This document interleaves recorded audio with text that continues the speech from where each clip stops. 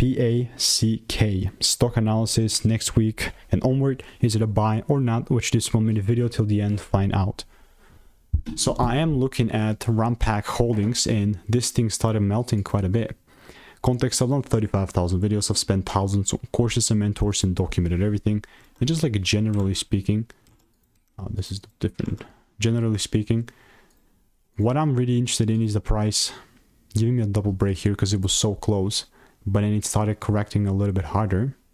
The idea that I want to take things up has not changed, so that I'm definitely still going to look for something like that. But what I'm more intrigued forward to and just looking forward to is like a shift. The shift is crucial point. Like, it's a crucial part, pretty much the last step. And if I don't get that, then I'm just not going to buy. So I'll 4 eyes open, waiting. If you want to make more money trading in a simple only way, click the first link in the description. It's a free newsletter. So a goodbye and enjoy. See ya.